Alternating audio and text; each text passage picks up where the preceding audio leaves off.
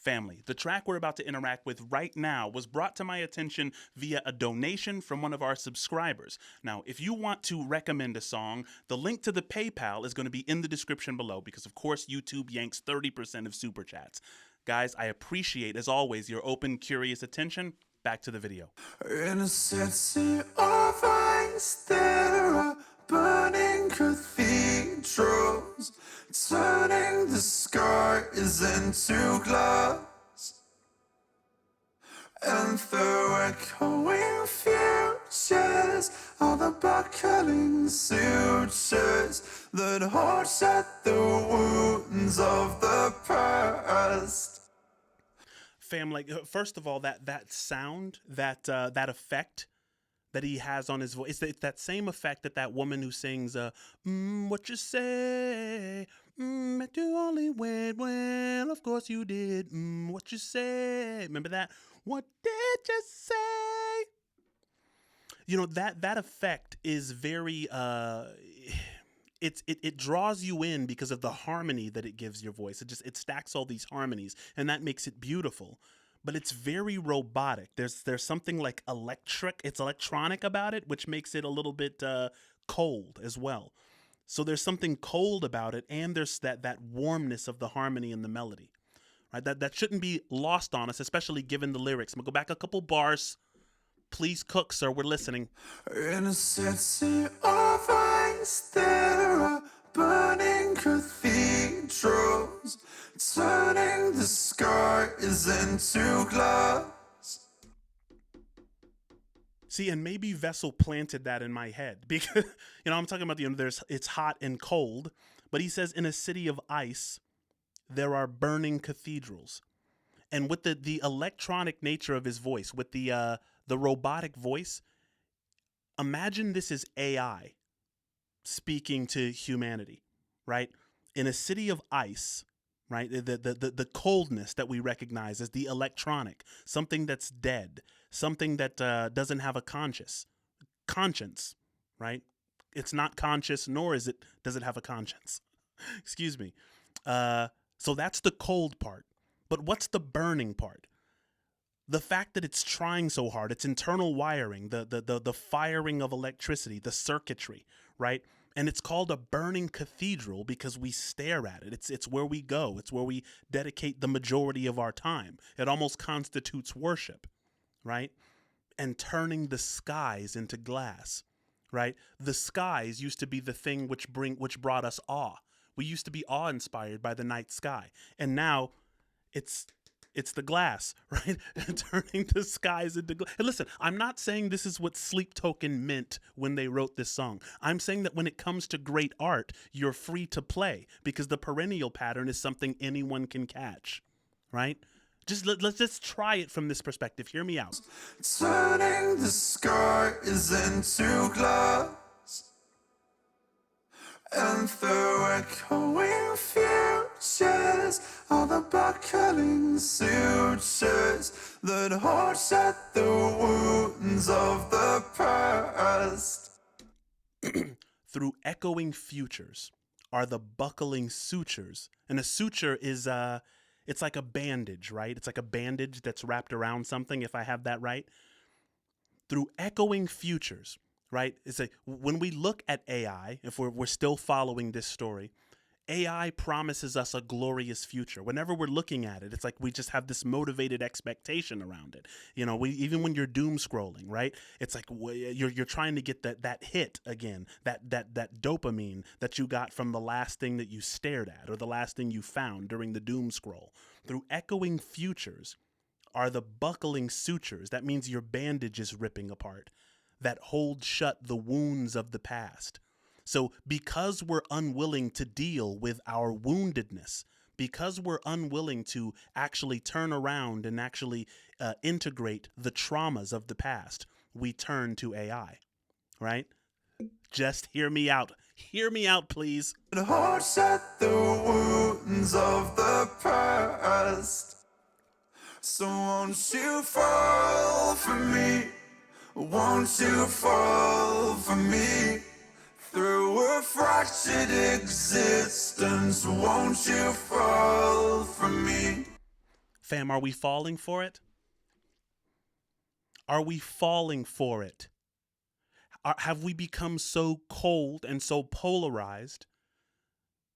Are we so divided that we're falling for it? We're falling for AI. We're falling for the echo chamber that it produces and the beautiful noise.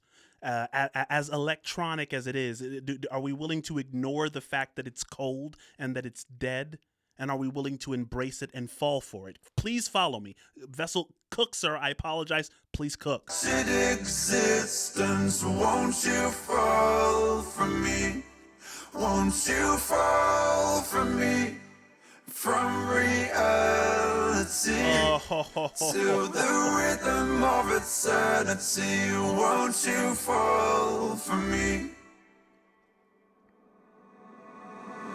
My insecurities surround me like lions in the den, and I feel like I'm losing touch with what I am again. My insecurities surround me like lions in the den.